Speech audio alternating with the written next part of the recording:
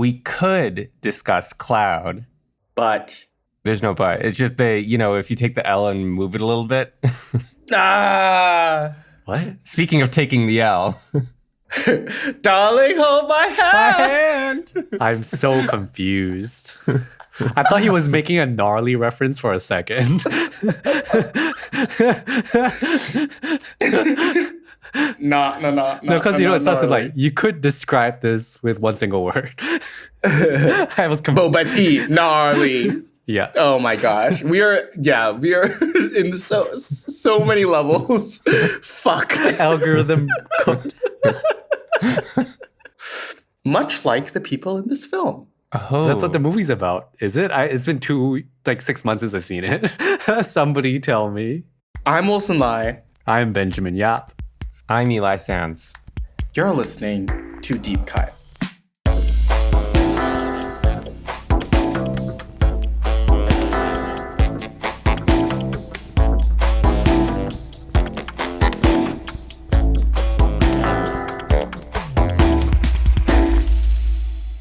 On Deep Cut, we compare a director's most popular film with a personal favorite chosen by one of us.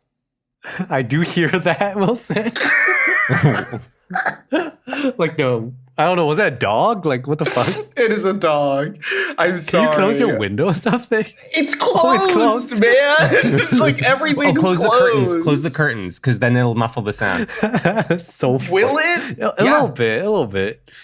For those listening, which is literally everybody, I'm on holiday. I'm in Bali. I'm enjoying my time. I've been surfing, but this is the state that we're in right now. But what we lose in audio quality, we gain in Wi-Fi speed. So it's a win-loss situation right now. Nothing beats a Jet 2 holiday. There we go. Oh, there we go. By the time this episode comes out, that's not going to be a thing anymore, right? Who knows? It could have legs, man. I think it could have legs. I think this one has legs. I don't know why, but sometimes you just know, right? You know what I mean? Like, you just know. You mean you operate on impulse and instinct? Yes. Wow. Wait, I don't even know what that's a reference to. Like, you know what I mean? Yeah, because you haven't seen the movie in 6 months. Yeah. No, he operates in impulse. Oh. Also, we still haven't done the intro. Oh shit, that's me. I said on Deep Cut, we compare a director's most popular film with a personal favorite chosen by one of us.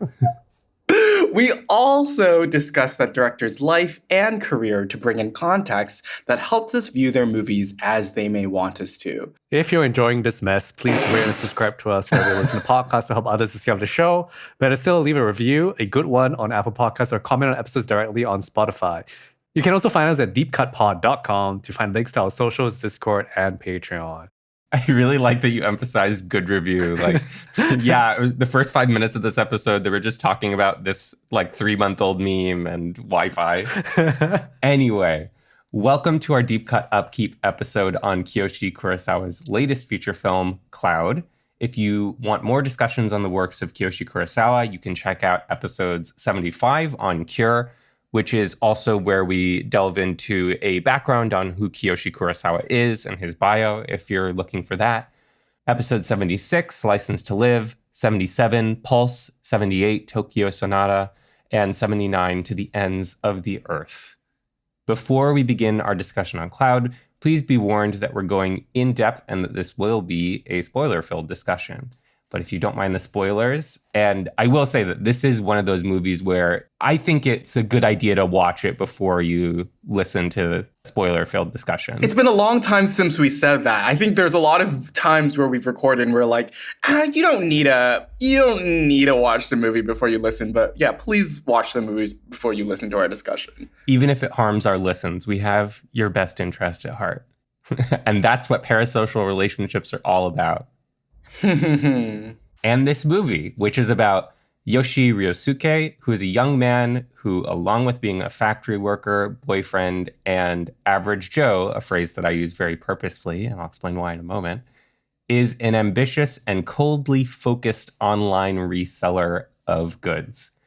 As he buys up and resells cheap knockoff items from manufacturers, delivery men, and customers in need, his station in life improves.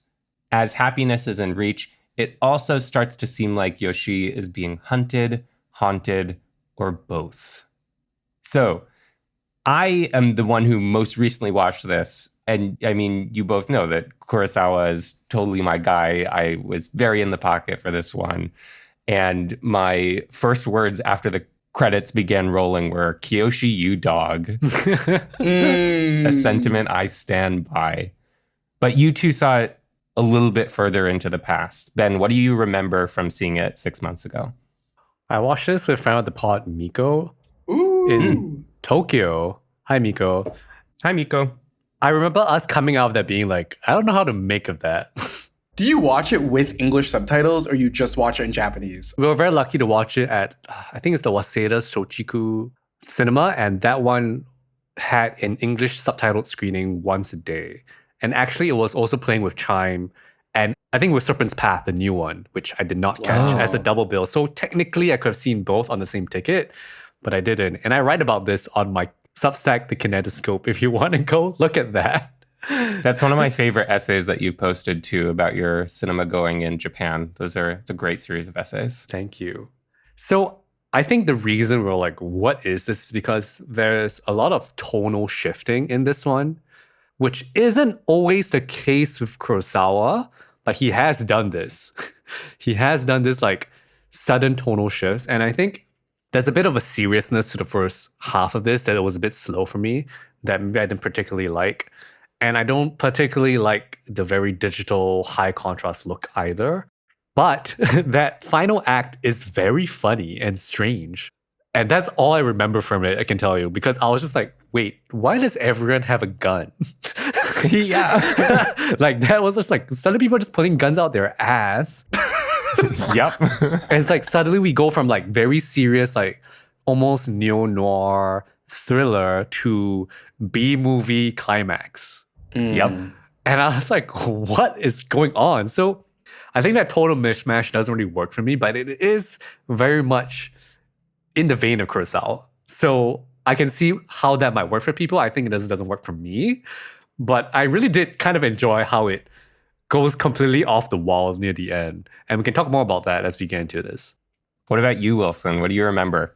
It's also been a while for me. I watched this in October of last year, and it was playing as part of the Hong Kong Asian Film Festival. It was the first film that I saw at the fest, and it was like the film that I wanted to buy tickets to as soon as tickets came out, because it was like sort of right after we finished our series, recording our series on Kurosawa. And I was like, as opposed to you two who were sort of familiar with Kurosawa's works, I was quite fresh to it. And it was like a big introduction to the works of Kurosawa for me. So it just was very exciting to finish a whole watch through and talk through of his films and be able to go into the theater and catch a new film of his. And I found that incredibly satisfying to just consume in the theater and just like know how this filmmaker operates, and a lot of things really working for me, and being able to see how he is sort of adapting to making movies in the modern age or our current time period. Because I feel like Kurosawa is so good at making movies that sort of reflect society, albeit like maybe in like a allegorical way or maybe in a more like direct way. I feel like this movie is an example of a more like direct way where he's like tackling issues like these sort of internet relationships or online reselling. It's like big things in our life right now. And it's really interesting because I feel like other filmmakers that tackle things today don't really like approach them from Kurosawa point of view, which is, to me, someone trying to sort of bring out the worst parts of society, like through his filmmaking.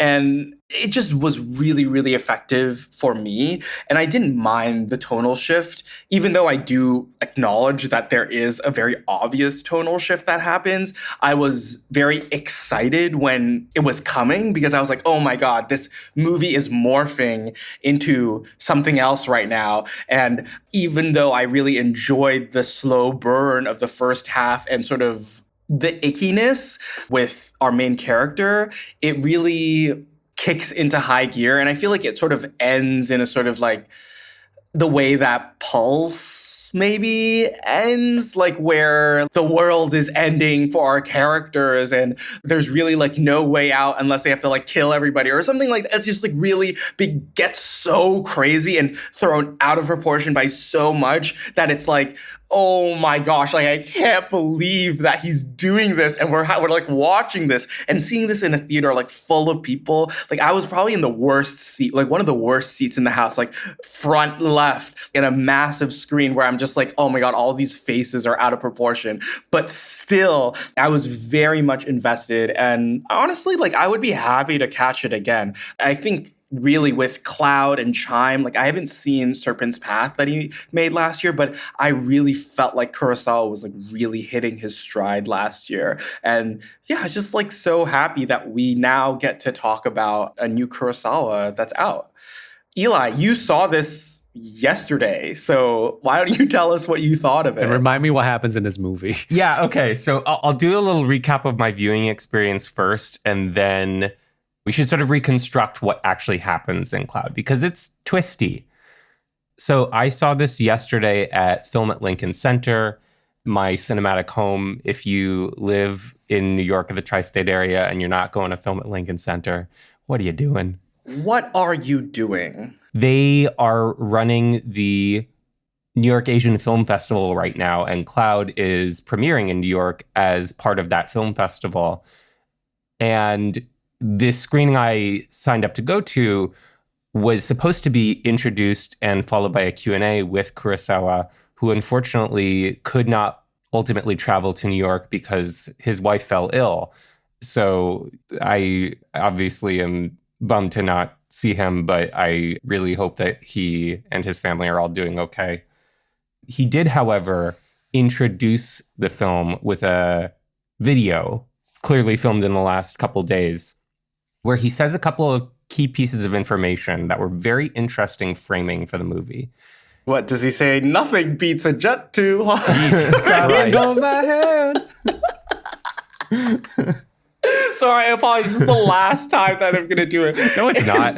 If you're listening to this in like, I don't know, but October or whatever the fuck this is coming out, and you're like, what is going on in Wilson's head right now? Like, it is July 2025. This audio is taking over the world right now. And like, just please bear with me. I'm so sorry.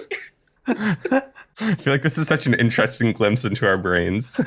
I feel like people listening to it the first time are like, what the fuck is this? You know what's funny? One of the things I was going to say is that I was seeing Cloud with some of my closest friends, Will and Adam and Connor.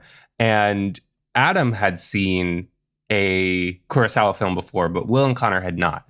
And I came out of that fist pumping, basically like Kurosawa, and they were both totally confounded by it. And I think fairly so, because Cloud is very much so in conversation with Kurosawa's other films and building on a lot of what he's doing. And I think it's a rough entrance point into his filmography, just as this episode might be a rough entrance point into our catalog. I swear the other 100 episodes are not like this. They're very Mostly. Serious. Go listen to our Cure episode. That one's really good. Yeah, that is a great. Yeah. That's an all-timer. So the way that Kurosawa introduced the movie, he said, first of all, I don't want to tell you what happens. You're about to watch it. And, that emitted some chuckles from the audience. But he primarily spoke about Masaki Suda, who plays usually romantic leads in Japanese cinema. But Kurosawa says that here he plays someone neither good nor bad, a completely average Joe. He also says that the movie is not going to be action-packed, not much will happen for a while, that this character accepts or deflects what comes to him, but he's going somewhere. And Kurosawa says, where is that? Who is he really? As sort of the driving questions. So he describes Suda's performance as average yet magnetic, and he sort of leaves it off there, which is very interesting framing and I think useful, because Kurosawa's more socially reflective films, which I guess are all the ones that I've seen, tend to focus on people who seem to have a pretty straight face and have things held together, but are really very on the edge of flipping a switch into madness. In our episode on Cure, we talk about how Kurosawa was fascinated by these horrifying murder cases where a normal person would suddenly commit this awful crime. And everyone around that person would say they were just hiding this all along. And Kurosawa's big thesis is no, people are normal, but the way that society is organized, it causes people to switch very abruptly and like pushes them over the edge because our social system is so tenuous and poorly organized. So that's Cure, that's License to Live, that's Pulse, that's Tokyo Sonata, that's To the Ends of the Earth. And it's very much so on display here, but a lot more obliquely. And I had such a good and interesting conversation with Will and Connor and Adam afterwards, who prompted me to think of the movie in new ways and helped me sort of, I think, piece it together. But it's doing a lot indirectly and kind of allegorically and without strong characterization, which is frustrating, but I think productively so. So I think we can divide this movie neatly into two halves, more or less.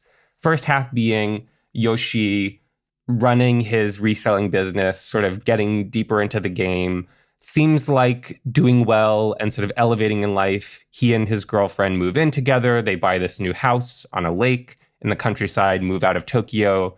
He leaves his old life behind, including his factory boss, Takimoto, his older classmate / mentor, Muraoka, and the delivery people and clients that he has worked with or scammed. So once he gets to that point, he hires an assistant, Sano, who becomes really the most important character in the movie other than Yoshi, and perhaps maybe just the most important altogether. So from that point, his business starts to go south a little bit. And Akiko leaves, Sano he fires, and he's getting further and further into it, getting more hectic. His gambler's impulse is failing him. The business is not doing well. And this has all been marked by a slow buildup and hints that someone is tracking Yoshi and leaving a dead rat on his doorstep and setting up a wire that tries to trip him as he's riding on his moped. And someone throws a car part through his lake house window. These all seem like they could be random, but they're definitely Kurosawa doing his classic tonal setting up that something eerie is coming. And then the movie turns and it becomes an hour-long action sequence, essentially, in which it is revealed that the people who have been hunting Yoshi are everyone he has pissed off in his life. From Takimoto, his boss, to Muraoka, his mentor, to different customers and manufacturers and other sellers that he has wronged in the course of doing his business. The big final reveal. Yeah, we need to talk about that one in particular. But this culminates in this second half of the movie where Yoshi is being hunted and chased by this mob of people who he's pissed off online and who have tracked him down. And it turns into a surreal black comedy where, as Ben says, everyone's pulling a gun out of their tush and fighting in this kind of abandoned factory space over Yoshi's life, but also a lot of kind of social values. And we should talk about where each of these mob members is coming from and why they're after Yoshi, because we get some interesting glimpses. the way this all ends is that after Yoshi and Sano team up and have vanquished the other people, Akiko tries to kill Yoshi to get his credit cards, doesn't work, and Sano and Yoshi drive off into this oddly colored kind of hellscape, and it seems like Yoshi is making a deal with the devil at Sano's insistence that he only focus on making money and that Sano will take care of the rest. Mm-hmm.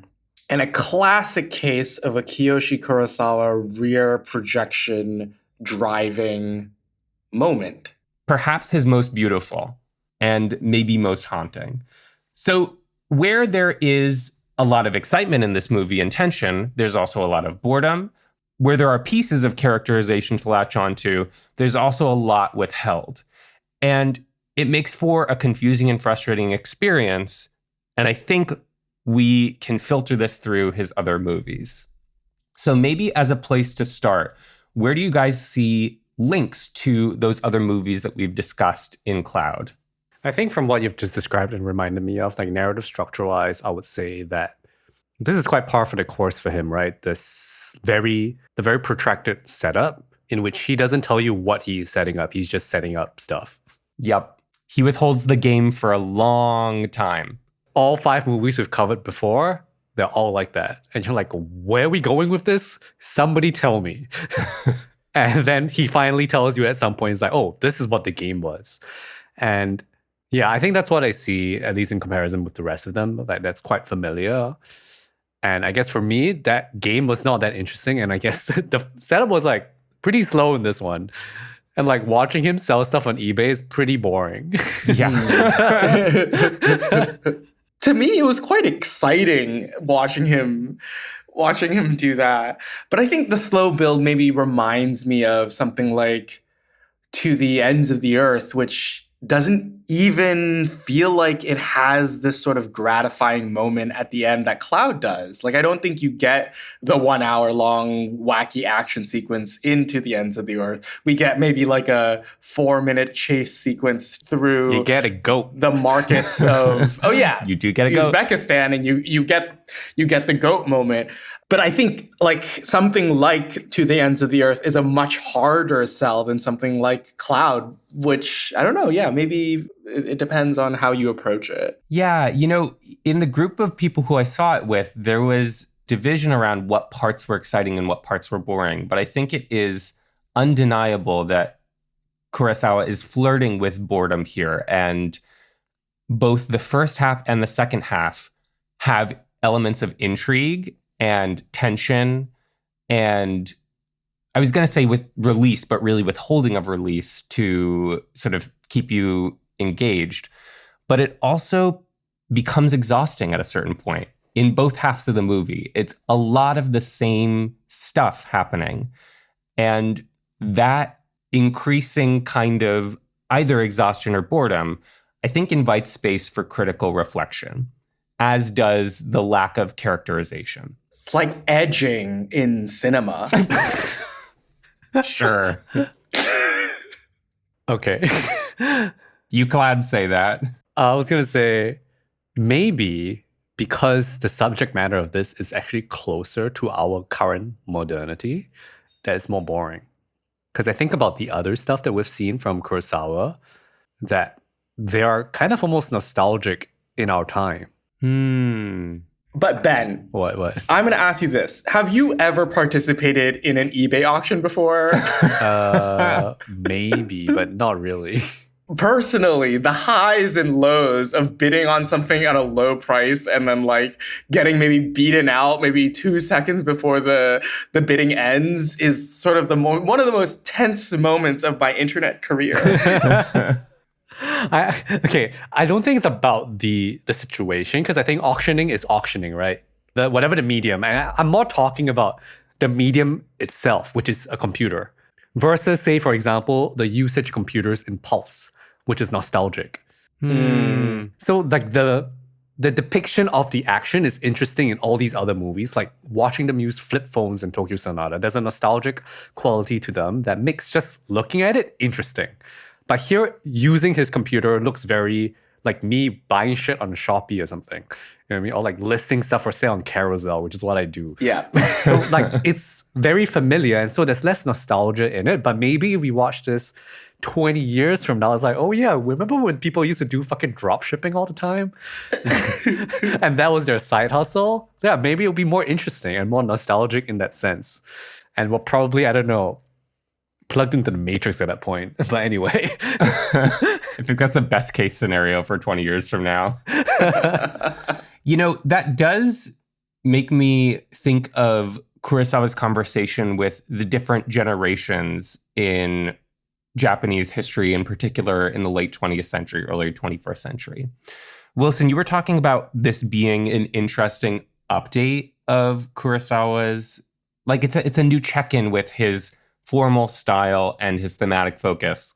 Whereas in Cure, Kurosawa is using this noir horror thriller to reflect his generation's midpoint between the more selfless, communally minded way of life before the 70s and 80s and the individualist way of operating in newer generations at the time when Cure was made. Kurosawa sees himself very in the middle there. And I think because he's making this movie now, Cloud, about a young man in 2025, this is sort of an interesting response to Cure's call. Now what's happening with the generation that is entirely individualistic and has no qualms about it, and now has a younger generation coming up that is perhaps even more individualist, but also somehow tied in with those mega structures and corporations that predate Yoshi's generation. When you say the even younger generation, you're talking about Sano, right? I am, yeah, his assistant. Remind me who's really good with the gun. It's Sano. Yeah, and everyone was like, wow, you can really shoot. And he's like, I've never held a gun in my life. Which I don't believe for a second. Yeah, I found that very funny. I was like, it's hilarious. And I think Kurosawa knows that it is. That character's, and maybe this is a good example of how Kurosawa is using glimpses of character backstory to get you to fill in some blanks. And in the process of filling in blanks, I think he is inviting you to reflect on your own relationship or similarity, points of similarity to those characters. So with Sano, when Yoshi moves out to the country in his new house, he lives on this lake near a village from which he hires Sano. Sano grew up there. After junior high school, moved to Tokyo, said that he basically had no skills and couldn't make it there. So he moved back and hasn't had work since. Sano very quickly is like watching Yoshi do his work and trying to soak up all that he can about how to do the work. And he's helping out. And ultimately is professing his loyalty to Yoshi and says he really wants to help him expand his business. Yoshi casts him aside and says, I can't trust you anymore because you're trying to learn what I do. He thinks that Sano is trying to become a competitor. Sano, once Yoshi is abducted by the mob, goes to a subway platform where he meets with an older businessman who seems perhaps Yakuza linked or corporation linked or something. And he gets from this older man a tracking device to find Yoshi's phone and 2 pistols in a brown paper bag. All of a sudden, Sano is showing up at the factory where Yoshi has been bound and is going to be tortured by these men. And he starts killing them. And he frees Yoshi, and together they lead this charge on fighting back in the second half of the movie. So Sano immediately raises these questions of like, where did this guy come from? When he was in Tokyo, did he make mob connections? And like, he clearly has experience holding a gun. But the deeper question is something that Yoshi asks once Sano frees him. He says, why are you helping me? Essentially, I wronged you. I fired you. I didn't care about you. Why are you here saving me? And Sano's answer is, I'm your assistant. Furthermore, when Sano shoots someone who had been holding Yoshi captive, Yoshi says, what about him? Are we going to leave him here? And Sano says, do you know him? And Yoshi says, no. And so Sano says, then he doesn't matter. And the last, perhaps important glimpse is that final beat of the movie where Sano is saying, just focus on making money, leave the rest to me. So I think that leaves me wondering, like, what is it that Sano gains, either literally as a character or metaphorically as the younger generation, as whatever you want to say, the devil? What does he gain by latching himself onto Yoshi and saving him in the second half of the movie? You know what Sano reminds me of? Like, sort of like the confounding nature of Sano reminds me of Mamiya in Cure. Like, just sort of a really unreadable character, but maybe placed in not opposition to our protagonist like it is in Cure, but in assistance of our main character in Cloud, but still leaving me with this kind of like eerie, like creepy feeling whenever it's like, how do you know this? Or how can you do this? It's like quite inexplainable, but his presence sort of raises the film into a level that is maybe like otherworldly or spiritual, or like sort of has a connection between a film that's very rooted in the world and the practices that we go through as young people today, but also with something much darker. It's what I said earlier, like sort of joining up what is happening in society today with sort of trying to reach and grab what is like the worst part of society today and pulling that out, and Sano being the personification of that and wanting Yoshi to continue doing his business. It is probably him talking about capitalism and the sort of moment that we are in where the only way out or the only way to succeed as a young person is to like make a shit ton of money. Yeah. I find Sano to be a very nihilistic character because he's clearly very skilled at many things, even though he gets fired, right? But you ask the question, Eli, of like, what does he get? He gets to hook himself onto somebody who has a goal, which is to make money. And he's able to apply himself to that goal. He doesn't have any goals of his own. He is like Mamiya, a meandering character who doesn't know what to do with himself, but goes with the flow. And for Mamiya, it's like killing people. And this guy's just like, I'm gonna kill people for you because that makes you money and I wanna like do that. And otherwise, is kind of like not there. And if we want to think about what Kurosawa is trying to say, maybe he's trying to say that the younger generation doesn't know what the fuck to do with their time right now. And they're just like hustling. They're all just doing side hustles on like YouTube, doing content creation. What's up, us? To like make money on the side. And I kind of do see a little bit of that. Although, to kind of answer this question also obliquely, I saw a clip of Kurosawa talking about Pulse. And I did watch the whole clip. It's a recent clip. And he was talking about how when he made it, he was more optimistic. And I was like, bro was optimistic when he made what? Pulse. I was confused. So that's already really strange. But I think to understand what he means by that, or like to try to understand how can you be optimistic with Pulse, a film that ends with the end of the fucking world. Is that's also a film about technology and connecting through the internet, right? But in the early 2000s. But Pulse, that's making me think about the ending, right? Where they're, correct me if I'm wrong, they're escaping the end of the world by being on this disconnected ship. But I would say that Pulse has a romantic ending. It's nihilistic in its context of the world is ending, but it's romantic in that people can get you through it. But I think because it's more romantic than Cloud in the sense that, let me get to my point. Okay. Eli's like me. You're watching this movie wrong, man. No, I'm not saying that. But I think Pulse is more romantic in the way it ends, even though it's the end of the world. Cloud, because it ends extremely ironically, with an extreme ironic bent, that you're like, is this a real ending? Like, I buy the ending in Pulse. I don't buy the ending in Cloud because I'm like, this is a fucking cartoon show. This is Looney Tunes energy right now. Oh, man. Yeah. In that sense, it's pessimistic, so it doesn't give the characters the benefit of even sincerity. But Pulse is sincere. So that's kind of my point here. I love that. Yeah. They're very thin characters to begin with. They become total like square boxes of ideas by the end. And yeah, Looney Tunes. Thinking about the moment when Takimoto shoots the youngest guy who's been involved with the mob, the group of people who are hunting Yoshi. When he shoots him, it's this ridiculous head arch reaction where he launches backwards and then forwards and hits his head and then launches backwards again and falls over dead.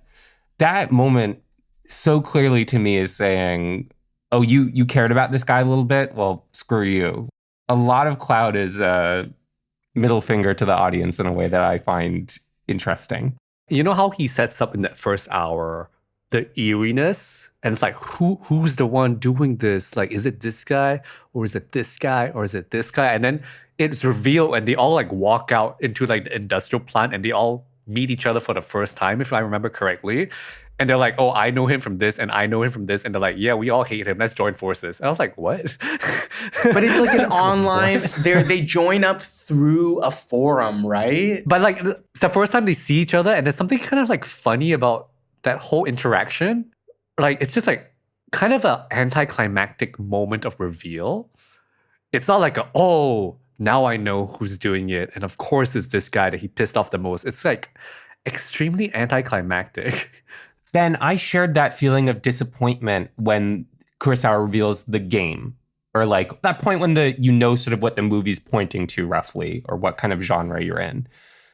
I felt disappointed too when it's just these guys who he's pissed off in his cells. Yeah, it's like just some dudes. It's like, what? But I think the masterstroke is that Kurosawa changes the game again by making it kind of Looney Tunes goofy, by making it become more and more allegorical and distanced from characterization. He literally is dehumanizing these characters over the course of the movie. And that feels very thematically in line with his exploration of late-stage capitalism across his filmography. Can we talk about the spaces in this film? Like, I love a good Kurosawa space. And of course, it had to end in an abandoned warehouse. Like, because what fucking Kurosawa film does not end in an abandoned warehouse of sorts? And there's a translucent plastic sheet. Yes! Yes. Checking it off on your Kurosawa bingo card. Exactly. Works just as effectively on building that tension and building that horror of the unknown. But even more than that, like, I want to talk about this lake house, which has these massive glass windows that freaked me the fuck out. And like right now, like I'm in a room that has like a glass window here and a glass window here, and I'm looking out at different things, and there are a bunch of sounds and lights coming on and off, and it's just like making me really scared talking about this movie because it's reminding me of all the outside the house / inside the house happenings in that lake house that Yoshi buys halfway through the film. That's such an interesting space. And it's also, he has definitely left the city in his filmography, but not really in the ones that we've talked about. To the Ends of the Earth, maybe. The fact that he's very purposefully leaving Tokyo, taking characters who start in Tokyo, out of Tokyo, into this village space in like the forest in the middle of nowhere with all these windows, which very quickly become sources of not just potential threat, but legitimate invasion. It's this weirdly porous space of business, of domesticity, of threat, of calm. It's this weird mixture of things and feels like perhaps another generational commentary in a way that I don't quite get yet. There's like, would you consider it to be a sort of semi-rural space in that sense? Because it's a lake house. Because there's this thing that's happening with Japan. I was having a conversation with a Japanese person about how they're trying to move people out of the cities to revitalize the rural areas. And there's been a slight uptick in reversing the movement of people from rural areas to the city and like kind of reversing that a little bit. But of course, the rural areas are pretty abandoned We got empty houses everywhere. So the lake house is weird because, yes, it's also not in the city, but it's also very modern and not old. It doesn't feel real. And I don't know whether it's trying to say something about how like young people dream to escape the city, but I don't know if that's actually true, at least for Japan, because there's a lot of draining of people into the city. Like people are coming into the city because they don't want to be in the rural areas anymore. And the government is actively trying to pull that tide back because the cities are too crowded and the rural spaces are kind of like falling to fallow. I don't know if that's a good thing or a bad thing. It sounds bad, but it's a way of farming. That does feel in line with Kurosawa's take that the younger generation is the one that is trying to be more individualist, that this home is so far away from any other person to the point that Akiko gets bored and leaves, and at the same time needs to have these modern comforts of being a shiny new house with these blank anonymous spaces and technological capability. It is sort of a reflection of the thing that Takimoto criticizes Yoshi believing, that he is trying to get more happiness than the people around him. Whether or not that's a legitimate criticism, I think, is another question. I don't know. I find it hard to pin down what the film's trying to say because of its somewhat satirical. But how is that different from other Kurosawa films? Do you feel like you were able to like really pin down what he's saying in the other films more clearly? I think this one's more slippery, I would say. I would agree. I think partially because we know so much less about the characters here than we do in his other movies. I think it's because of the irony of that ending. It's just so strange. You know, like I know he's done the tonal shift before, but like this one's like so extreme almost. More so than the others. Like I feel like it doesn't even fit itself, whereas the other ones, they kind of do fit in themselves. Then it's like, oh, okay, I can't even like take this as a straight thriller, or I can't really take this as a straight horror movie. It's like, what is this? It is a bit weirder. Yeah. Whereas Cure's ending prompts you to ask, what is the kind of reality in the movie? You can still take the movie itself at face value and as a movie. This really is asking you to do a lot more assembly of ideas. And I think in doing so, self-questioning. Like, where do I land in this hierarchy of generations as the older ones are literally getting killed out while trying to kill the younger generations? Or where do I land in this professional system of manufacturer, reseller, seller, customer, traditional factory worker? Who am I aligned with here? And also, I think, especially as a male viewer, where do you land amongst these competing and increasingly homogenized models of masculinity? I think this begs conversation about two characters, Takimoto, Yoshi's former boss, and Akiko, his girlfriend. Takimoto's basic beats are, he's the boss in the factory. He wants Yoshi to take a promotion and become a manager, become a junior staff leader. Then he shows up at Yoshi's apartment after Yoshi quits. Yoshi doesn't let him in or acknowledge him. It pretends to not be home. Takimoto starts leading the charge on hunting Yoshi and is sort of the most ruthless and single-minded in his pursuit of Yoshi's life. Some of the other mob members learn by looking at the news that Takimoto has, hours before the hunt has begun, murdered his wife and 2 daughters, and now he's in this firefight and ultimately gets killed by Yoshi. This feels like an offshoot of the characters in Tokyo Sonata. Huh.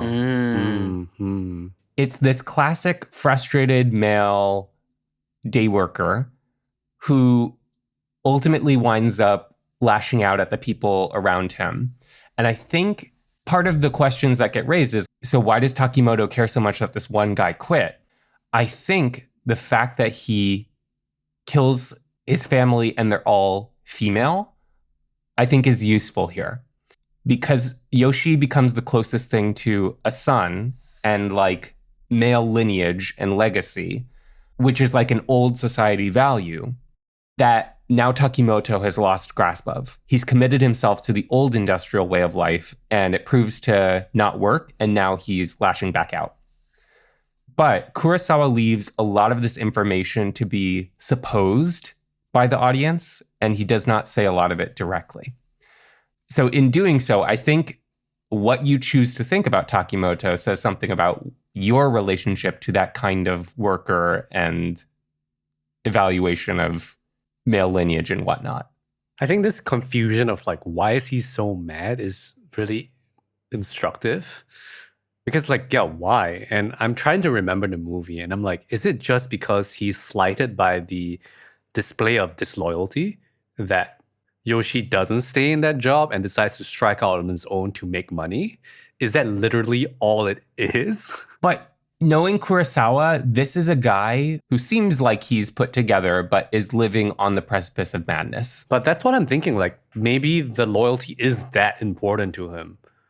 And that is really, to us, a slight, but to him, not a slight act of humongous dishonor to him as the mentor to Yoshi, maybe. Yeah, I think that's right, Ben. It reads as an act of violence for which he must go kill Yoshi. Which is wild, but yeah. Yeah. and honestly, the stakes and proportion of it take on that satirical kind of Looney Tunes bent. This man kills so many unrelated people in his pursuit of Yoshi's life. It's very samurai of him, actually. Kill his entire family. Actually, very samurai of him. And also very Western. Like, we know that Peckinpah is an influence of Kurosawa. There's a lot of the like revenge Western in the structure of this movie and in that character, Takimoto. Oh, yeah, you're right. I've seen no Peckinpah in my life, I think. Sorry, Professor Kurosawa. And Professor Dombrowski. The other character who's instructive here is Akiko. Her basic beats are, once they move in together, she seems pleased at first and increasingly is left in charge of the domestic stuff, which she doesn't like. She flirts with Sano. She leaves the picture. She shows up again during the hunt and helps Yoshi kind of gather his credit cards and things. Then after the firefight is done and the male foes have been vanquished, she shows back up, hiding a gun behind her back, and asks Yoshi to embrace her and give her the credit cards. Absolutely wild moment. Theater was going crazy when that was happening. She then draws the gun on Yoshi and says, I just want the credit cards, at which point Sano shoots her. And Yoshi has the most overt display of emotion that he gives in the entire movie when he sobs over her body. I don't know what to do with this character. And my friends who I saw it with, not inaccurately, said that this edges towards a little bit of misogyny. Mm-hmm. I can see that argument. Yeah. I do think that by having Akiko literally be the only female character in the movie, not even in the background do we see another woman, coupled with the heavy irony and tongue-in-cheekness of the very ending, makes me wonder if Kurosawa is doing that on purpose. But even then, I think that's still yucky in a way that I don't know. She's like a little too dumb, you know? It's like, why is she so dumb? But it's also like hard to read her as well. Like, is she playing dumb or is she actually dumb? True. I will say that Kurosawa knows precisely when you start to become suspicious of her motivations, which is when she's helping Yoshi get his credit cards together. He has these couple of shots where he just like lingers on her a little bit and you get to watch her expression almost not change. And she then like moves out of frame. And it's like, that's when the flag went up for me. And I was like, I know Kurosawa knows that I'm suspicious of her now. I can't help you here. I just don't know what to do with her either. I don't. Yeah, I really don't either. You got to ask the man himself, actually. I would like to. But there was no Q&A? No Q&A. He had a pre-recorded video intro. Oh, okay. Another potential key to unlocking what this movie is doing is that I think more so than his other movies, Kurosawa is using dorsality and keeping characters turned away from the camera, in particular when they have control over a situation or appear to have control over a situation. This shows up in the conversations between Yoshi and Takimoto, between Yoshi and his girlfriend, between Yoshi and Sano. But one of the things that happens is that Yoshi is very particular over who can look at his computer. He doesn't want Sano looking at his computer. He says it's for my eyes only. It's the secret to his business, he thinks. But by keeping his back to other people, they can inherently see what he's looking at, that computer screen. So keeping your back to the camera is not the show of power, ultimately, that I think these characters, metaphorically, think it is. Like these things that Yoshi does in his life in order to accrue power and wealth, ultimately pen him into this deal with the devil. If that's the way up in the world is broken. Do you think that this film he made, like, sort of in conversation? Well, I haven't seen Serpent's Path, but I sort of see links with Chime a little bit. When you were talking about the dorsality, I feel like Chime, if I'm remembering it correctly, Chime has a lot of that dorsality where you're physically unable to see your main character's face when he's like making these odd decisions. Like you don't really know what's going on in his head in a lot of the time of the movie. And a lot of the time that I was watching that short film was just wondering, what is he going to do next? Yeah. And maybe where I had that similar feeling, Wilson and Cloud, from like a narrative perspective, Chime to me feels like a stylistic kind of flex or like an exercise and a tonal one. Whereas Cloud is, I think, more thematically minded and more toying with audience expectations. Yeah, Chime is a lot more straightforward. Which is weird to say because it's also so totally confounding. Yeah, it is. But you kind of know what he's doing there. It's like, oh yeah, I mean, I don't know what the fuck's going on, but I get it. And I feel creeped out, and that feels like the point. Yeah. Which is a sentence I realized it just said that makes no sense. But in the context of Kurosawa, it does. Mm-hmm. This is neither here nor there, but the sound design and sound editing in Cloud is like top shelf Kurosawa. I love what he does with reminding you that the camera has cut through hard sound cuts. If the camera is near a computer screen, you will hear that whir from the computer screen. And then if it cuts further into the room, even if it's continuous time, contiguous space, the audio changes, like the room tone changes, and you don't hear the computer. If there's tense music during a tension scene, as soon as he cuts into another space, that music will end on the cut. And that feels like another distancing device that's prompting you to intellectually engage rather than be totally emotionally in the pocket for this movie. It actively doesn't want you to be emotionally in the pocket with this movie. There's a real distancing that's happening with this film. I agree. I think that's part of why it's so frustrating, and I think productively frustrating, that in the first half where you're maybe getting drawn into the intrigue, there's also a lot of boring material of like reselling and just kind of downtime, where in the second half, you might be classically drawn in or entertained by this shootout. Similarly, there's a lot of downtime and repeated beats, and the killing gets monotonous.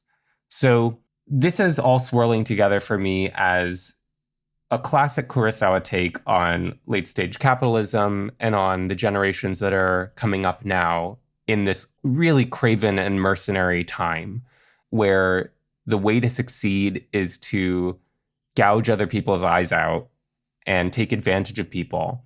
Of course, the next generation that comes up is going to be an embodiment of the devil and drive you into hell. Well, yes.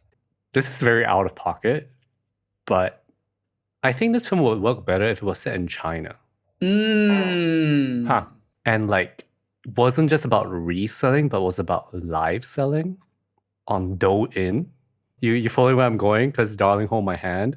I'm going there. You're going there.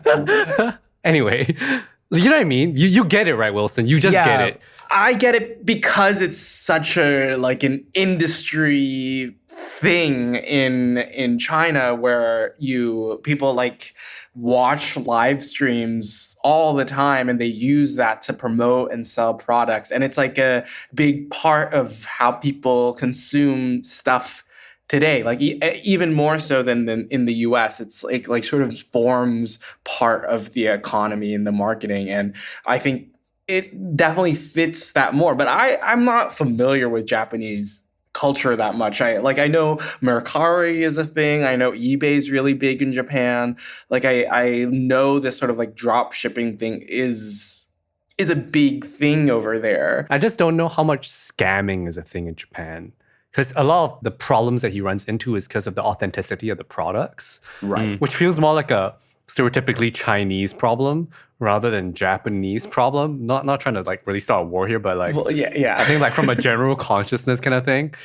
So there's something here that, I don't know, they kind of just popped in my mind and like kind of made more sense. I was like, wow, I think China is in late stage capitalism and Japan is floundering in early stage capitalism right now, more so. So maybe there is a mismatch in the content. Yeah. None of you saw Jia Zhangke's Caught by the Tides, right? I did. It. We all saw it. We can talk about that section with the live streaming and the Douyin, like old people thing. Wait, which part? Towards the end, he meets The old guy is the influencer. Who's the influencer who's like selling things online. Oh, yes. Right. I think that's another director that's like fully in the pocket of like depicting late stage capitalism in Asia. Yeah. I agree.